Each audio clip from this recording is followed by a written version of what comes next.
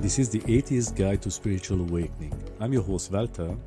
I'm a Swiss national, 50 years old, father of two, software engineer, business owner, and I'm going through a spiritual awakening. I didn't have a religious upbringing. I knew very little about God and the other things of religions when I was a small child. The only thing my mother told me is that God is love, which seemed nice. And then she was using on and off some images like don't paint the devil on the wall because he will appear. But beyond those things, I was never taught anything about religious beliefs or Christianity or anything else. Then around age 9, I lost my mother. She committed suicide.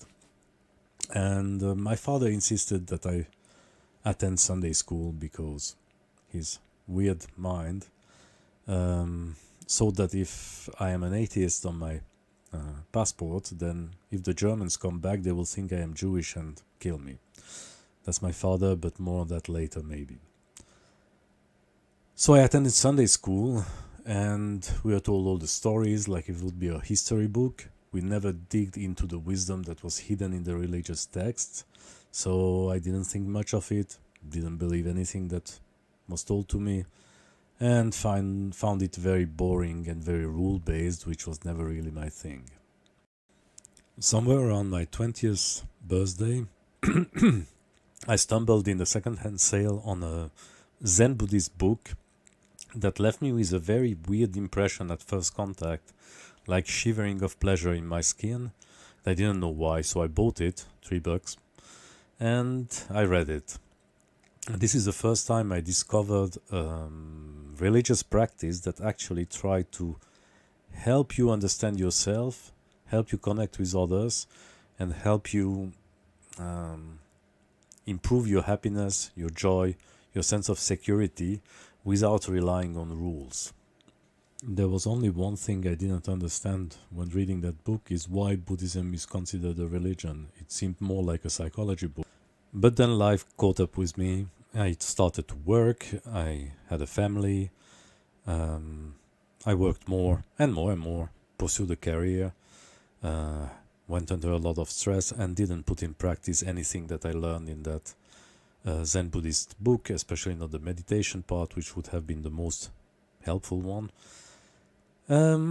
But life has a way of catching up with you, and around 2007-2008 I went through my first burnout due to stress, work, overcommitment, lack of sleep, lack of physical exercise, not a very healthy lifestyle in general. And I did what everyone does. I went to a psychiatrist that gave me medication. I went then to a therapist, which was nice. We had good conversation, and all that put me back into the saddle, and I continued running senselessly until 2013. I thought life was good, but burnout signs started to come back, so knowing that it was the end of a cycle in the job I had, I thought, okay, let's take a break and let's really go into myself and into meditation. So I took a sabbatical of 18 months. I meditated 3 hours a day, and I started touching some points in myself that actually made me understand how meditation can be useful. Because in our Western society, we use meditation mostly as a relaxation technique or something to settle the mind, but it's a bit of escapism. And I meditated for long enough to realize that actually the goal is not to escape reality into meditation, but to learn a skill that you can apply then to your past, to your present, to your life in general. 18 months is a long time for meditating, so it produced some results, but on the other side I didn't have a very good understanding of how the mind works, so I didn't benefit as much as I could from more advanced techniques that are relying on meditation, like shadow work or other forms of self-therapy. But this experience gave me a form of inner peace that helped me to take more risks, do something different with my life job-wise, And I created my own startup. It didn't go anywhere, but it was a fun period where I could try to be my own person, not rely on the usual corporate nonsense, and try to build something with my own hands. From circumstance to circumstance, I then created a cleaning company. Well, that's a weird idea for a software engineer, but some random events, brought me to do that, and I worked as a cleaner for the last 7 years. And it gave me one very important thing, is the time during my workday to listen to all kind of interesting information, from health to psychology to everyday life to politics to many other things, which opened my mind to in a way that was completely unexpected. And I progressively started applying what I learned in these podcasts and other things I was listening to. I first put my health back in shape, so I went for a physical training routine, running 3 times a week, putting my dietary situation under control. I went for intermittent fasting, which worked well for me. So I was in top shape, and my mind started following the improvement of my body. The cleaning company was slowly but surely going somewhere. We were having more and more clients, a good customer satisfaction, so things started looking interesting again and nice. But then we had COVID, and everything fell apart. For weeks and months, I couldn't go service my clients. The financial help from the state was what it was. I started seeing the whole response to the pandemic as a weird, uncoordinated, chaotic mess that didn't serve any purpose except destroying small companies, putting people in a weird state of mind, disconnecting them from each other, and basically not resolving anything of the pandemic numbers as we could see them. The good thing for me, having worked years and years in financial services and software, is that I am pretty good at interpreting data, and it was absolutely obvious that what we were doing there didn't produce any positive results. Then the vaccines were coming out, and I didn't think much of it, except that we didn't have any long-term tests that were done on them, and I was in very good shape, and the only people I knew that had a bad case of the sickness were very old people. I was 48 at that time, and I was in top shape, so really no need for me to vaccinate. But then came the vaccine passports and other things, and end of 2021 I decided finally to take the vaccine. In December I took it. After the second dose I had 6 months of cardiac chaos. I didn't go to the doctor because my finances don't really allow me to do long tests and expensive treatment. But basically I had blood pressure swings, palpitations. I couldn't do my running anymore. It was difficult to deliver on the job. And 2 months after I took the second dose, they suppressed the vaccine passport. So it was a very good idea, it seems. This whole sequence of events put me into a quite angry state of mind, which lasted until roughly July of 2022, where I was fighting between my health, the finances, still the leftovers from the company-related issues that the pandemic caused.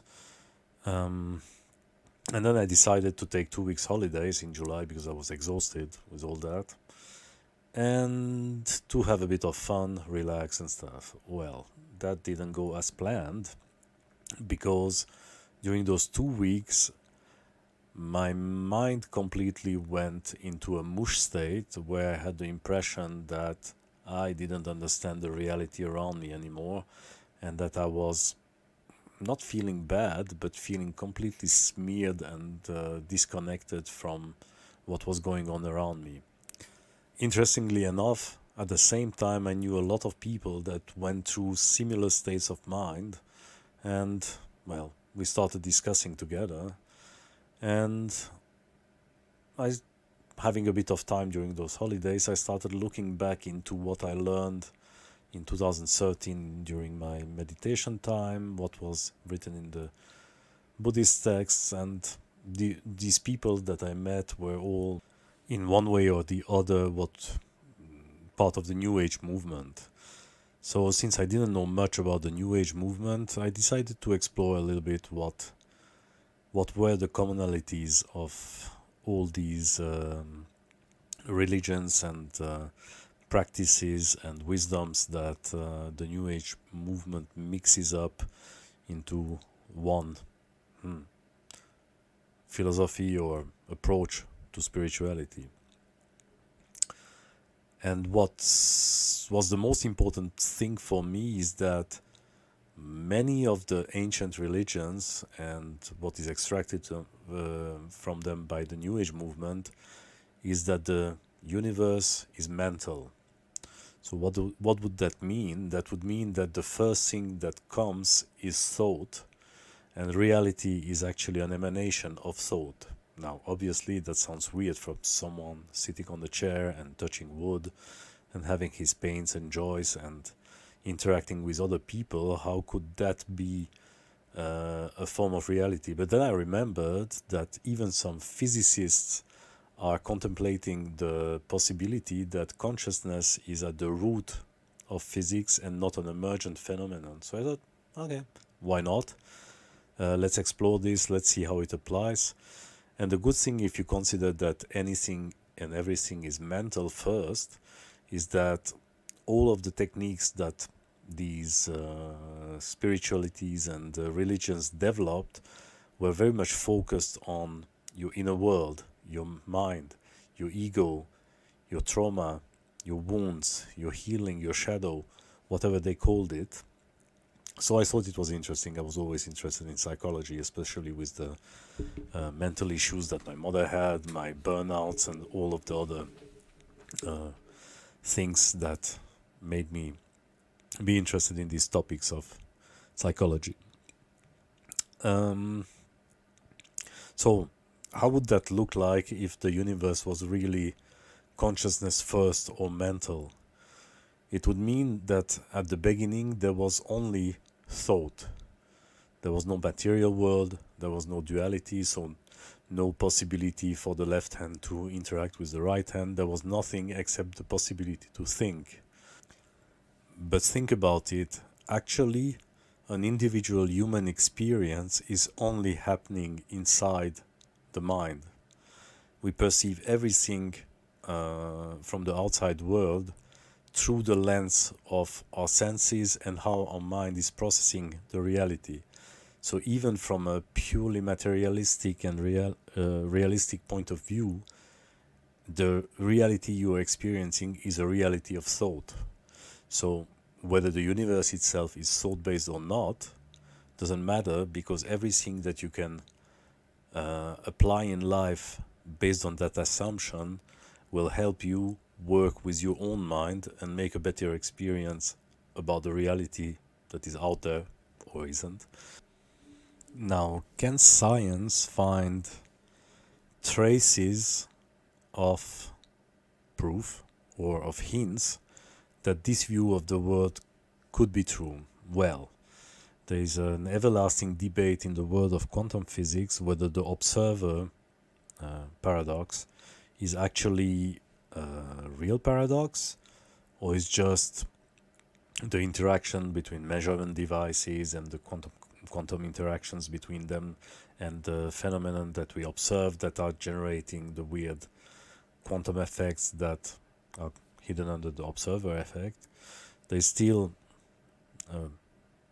part of the physicists that think that the observer has nothing to do. Even if there wouldn't be a conscious observer, there would be the interference patterns that the double slit experiments gives or doesn't give, depending of whether we measure or not. But there are also other physicists, including ones that are making experiments around that believe that having consciousness interact with the experience actually makes a difference. But since we live in a very materialistic clockwork universe, scientific in the sense of known science, so basically quantum mechanics and general relativity, is the base for anything from funding to research grants to careers being developed in the physics community. You can't come with very much fringe experiments that try to prove or disprove the impact of consciousness on anything, because these are not the things that get traction in terms of funding. And that's, by the way, maybe a very interesting link to make also with the pandemic response, because the whole focus of the effort was on the vaccines and not on repurposing existing drugs. And here again, how much did the funding game and the pharma revenue game play a role in it or not? I let you decide that, but at least asking the question seems to be very important, because if it would be mostly a business-driven reaction, then from what I see, it's much more credible why we went for this approach and try to discredit and even cancel people that were pushing for early treatment and a different approach to treating patients. And this phenomenon is not only US based, it's worldwide based. So every person from Didier Raoult to Peter McCullough to Robert Malone to other scientists, renowned scientists, experts in their field, that were going for another in another direction than the mainstream, let's vaccinate everyone and it will solve the problem, got into trouble for that. Well, it's exactly the same in the branches of physics. 80% of the funding of fundamental physics goes towards string theory, which is mathematically a beautiful theory that absolutely never predicted anything that actually materialized in an experiment. So, as a reminder, the scientific method consists in putting out a hypothesis. So, in this case, that the fine structure of the universe is made out of vibrating strings that interact with each other and give rise to the rest of reality, and then matching the hypothesis and its predictions to reality, to something that can be measured in experiments.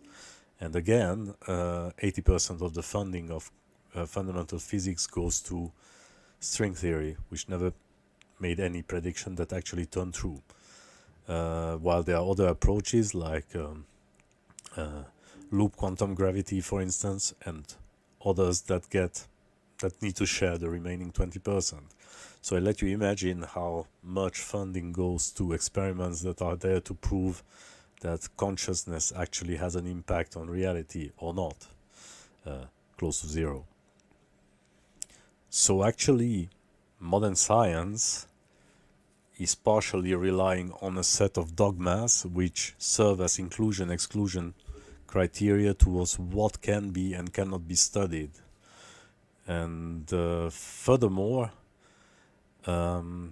things become so complicated and so complex in terms of detailed mathematical knowledge, of detailed understanding of the skill set that needs to be developed, that each scientist becomes more and more narrowly focused on their own specialty. We don't have what was called the polymath, the person that was at the same time a physicist, a mathematician, a philosopher, a religious person, a specialist of religions. And these people came with this very specific skill set, which was to be able to link things that others cannot link.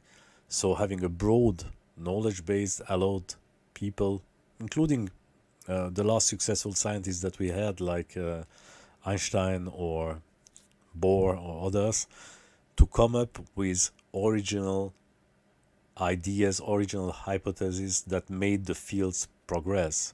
The more we specialize people, the less we are able to link different topics together, different fields together, and produce new hypotheses, new ideas that actually move forward the field. Now let's be clear, none of that is proving that there is anything more than the materialistic world. One of the reasons I'm still defining myself as an atheist is because despite some very weird experiences that I will share a bit further down the line of this podcast, I still think there is nothing else than science. I mean, if the universe needs to be purely mental, well, that's a reality, and science is here to analyze and explore reality, not the wishful thinking or the dogma of neither religions nor scientific dogma. I will link below some other videos and podcasts and other things that you can have a look with, which are speaking about things like a biological explanation of chakras, a potential experiment that proves that consciousness has an effect on physical experiments like the double slit experiment. Something about some hints that potentially the scientific dogmas, starting from the invariability of the physical constants to the theory of Big Bang as the way this universe was created, are based mostly on beliefs. So why should we believe in science as atheists while we don't believe in God? For the same reason, if there is no reason to accept something as a valid hypothesis because it's not predicting anything in a way that makes sense, then there is no reason to consider it a valid hypothesis, and we should consider other ones. And this is roughly how I see this podcast progressing over time. I will do some episodes about psychology, some episodes about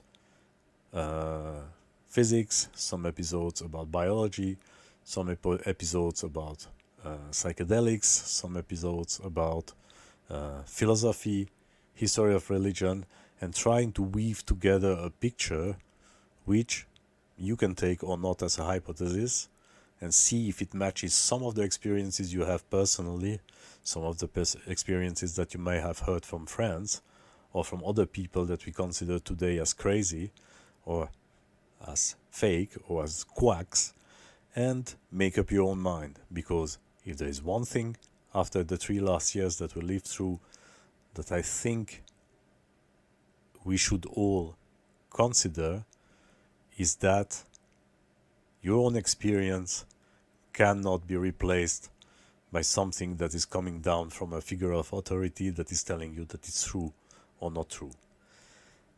So I hope you will enjoy the future episodes of this podcast.